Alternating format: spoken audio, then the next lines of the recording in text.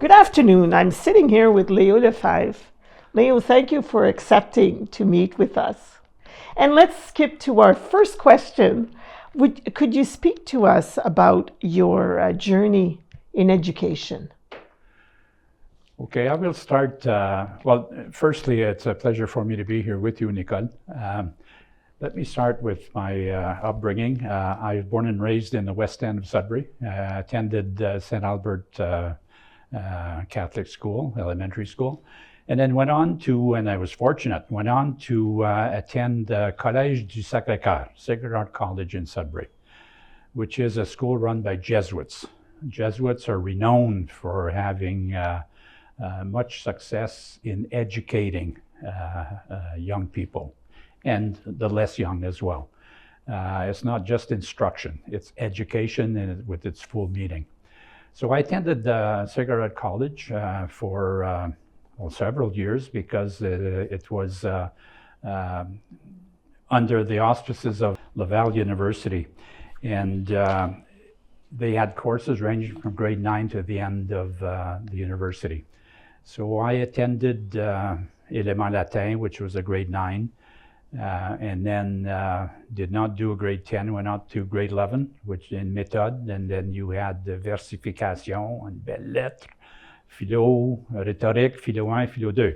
So by the time I obtained my bachelor's degree, it had now become the responsibility of Laurentian University. So my BA was from Laurentian here in Sudbury. From then, it was my decision to go to the Ontario College of Education for 1 year to become a teacher. I had much facility in the languages, but I was well versed as well in math and sciences. I was fortunate to be able to succeed well in all of those courses. So I decided perhaps the best option for me was to attend the Ontario College of Education and become a teacher, a secondary school teacher, by the way. So I did attend the college for 1 year. And during that year, around the month of March, I was called upon to replace a teacher at Richmond Hill who was away from her classes because of a car accident. So they pulled me from classes and I taught 2 weeks there. So that gave me some experience other than the weeks that I had at Lawrence Park Collegiate on the one hand, Forest Hill Collegiate, which was quite an experience, very, how would I put it? People who are pushed hard by their parents to really move ahead in their studies. When I took a history class in that school, the teacher had a list of books that had to be read by the students, and we're at the end of November, and all of the students had read all the books. So that was something. Forest Hill Collegiate. So once I'd completed the College of Education, then it was my move to find a position, a job in Ontario. And those years, in 1963 actually, we went to the Park Plaza, and they called it the cattle auction. They had thousands of positions advertised in the Globe and Mail. And teachers and prospective teachers would go to the Park Plaza and meet with principals and superintendents from all boards and looking for positions. And this is where I met Bill Roman, who became my first principal because he offered me a position at Garson Falconbridge Secondary School in Sudbury. In Garson, actually, which is now part of Greater Sudbury. At Garson Falconbridge, I taught for 3 years, taught French, Français, and Latin. And the students I had in Latin class were very special because it was an option, and the students were able to perform quite well.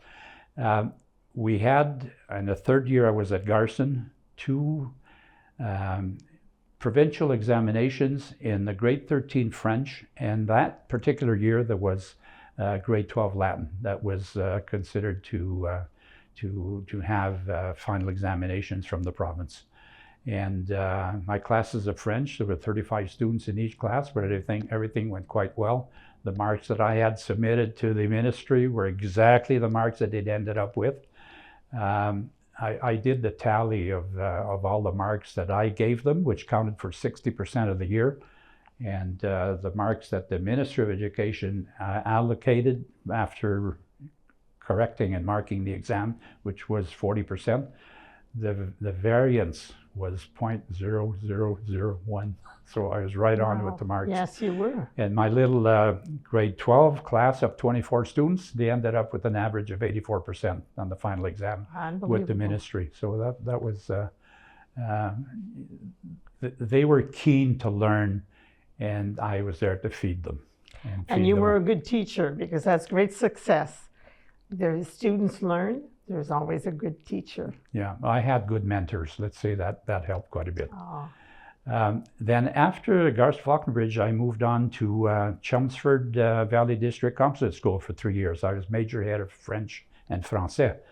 And there as well, I taught Français particularly, and Latin up to grade 13. And in my grade 13 Latin class, I had 4 Ontario scholars. So we did the program for grade 13, and I think we did go beyond that as well. After Chelmsford, I went to North Bay as vice principal of École Secondaire Algonquin, which was a school of 1,200 students, and very actively involved in extracurricular activities. And that is important to me and to the school staff. That's where you get to know the teachers better, and teachers get to know the students better. And things worked out well. And in all the schools I've been involved with, the success rate for diplomas was very, very high. And I must say to you that even though the diploma rate was very high, the courses that we taught were demanding. They were not what we call bird courses, not at all. When I left Algonquin, I came back to Sudbury actually as vice principal of École Secondaire Franco-Jeunesse. Mm-hmm. And there the staff had a staff of about 52, and there were about 750 students.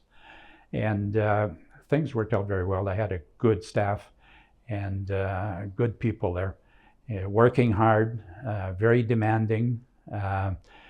We had extracurricular activity programs that were plentiful, worked out well. As I said, if a boy wants to come to school because he wants to play hockey, let him come. Once he's at school, we'll take care of him.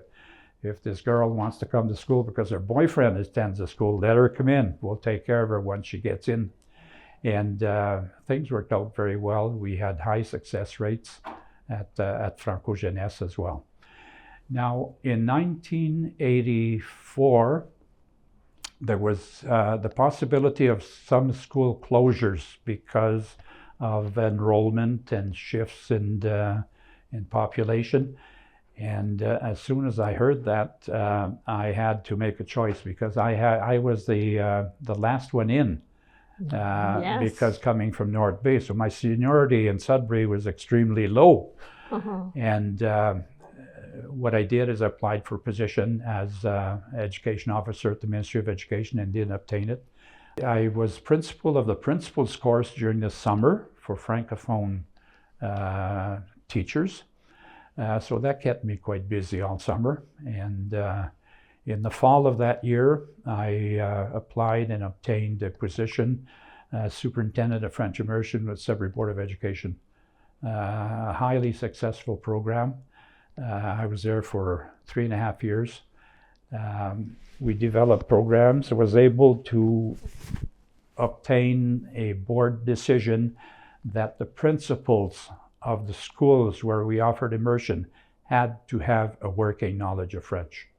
So that was one of the components that I pushed quite hard for and was able to obtain it. Then from being superintendent of French immersion with the Board of Education, I went on to superintendent of French language schools with the separate school board in Sudbury. And I worked there for 6 years as a superintendent, and the last 4 years as director of education of the separate school board, and Director of Education 1998, the year that I retired as Director of Education of le Conseil scolaire catholique du district de Nouvelle-Ontario. Could you tell us a little bit more about your credo, your passion, your principles? Education has always been a passion for me. I personally, when I studied, whether it be elementary, secondary, or university level, I was always very at ease with learning new concepts and learning new techniques and gathering more knowledge.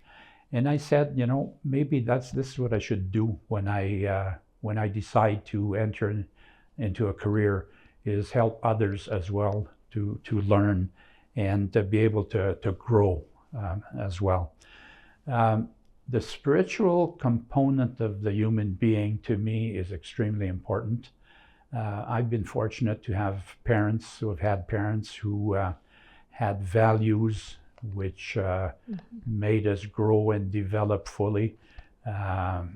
Being a Catholic was very special.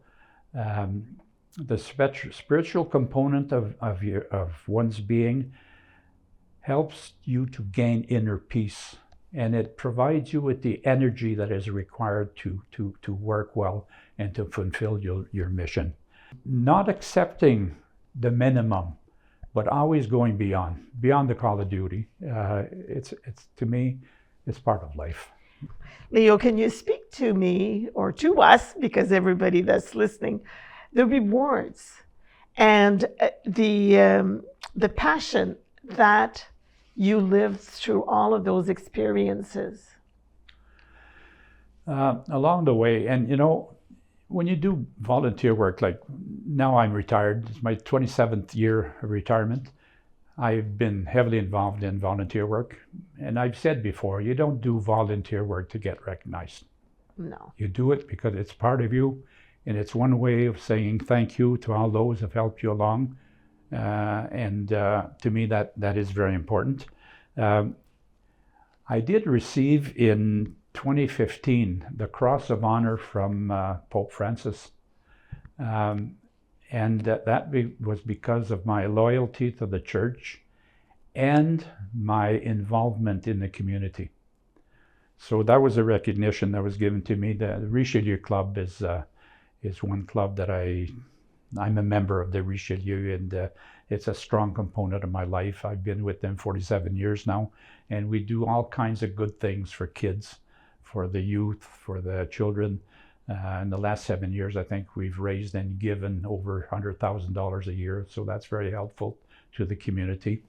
The Horace Villot Award was given to me by all of the Club Richelieus of the milieu, and that's for the promotion of the francophonie and as well the engagement in the community. I obtained in 2017 the Community Builders Awards from the Northern Life, who organized that for City of Sudbury, because of involvement in education, for excellence in education. I spent 8 years on the boards of Maison McCullough Hospice, which is the Sudbury Hospice. Yes. I've been president, chaired most of the committees. The people that work there are absolutely fabulous, incredible. Their compassion. What strikes me the most is the high respect they have for the dignity of the individual. Incredible. And they're called angels. And very often you talk to people who've been there, who've been through the process of end of life, and they call the workers their angels. What advice would you give to the younger generation? The younger, be respectful with others at all times. Have compassion for other people. Be open to new learning, because the job that you will get will probably not be the job you'll have for your whole life. You might have 3, 4, 5 careers during your life. So be open to new concepts and new learning. Don't limit yourself to material things. Open your heart to the spiritual domain. It gives you inner peace. It gives you strength, energy. Make sure that you take care of your mental state, your physical state, health. Make friends with people that are strong. Make sure you choose the people you want to be with so that you can grow. Is there anything you'd like to add before we wrap this up? Well, there's one book that really impressed me when I was doing my master's degree at Ottawa University. It's called The Human Side of Enterprise by Douglas McGregor. It's a book which is directed really to industries, but it applies to schools and boards as well. How the human side of what we do, of enterprise, of everything we do is so important. Yes. We tend to forget that we deal with human beings. Some have strengths, some have weaknesses. If they have weakness, we try to improve, but they're human beings and take them where they are and make them grow. And it's so important to thank them and to show them that they're appreciated, and that goes a long way. So to me, that when you work with people, make sure that you recognize their strengths and that they're so important and they're assets to the school. Thank you, Leo, for meeting with us today. Words of wisdom, much appreciated. It's been my pleasure, Nicole. I was happy to be here.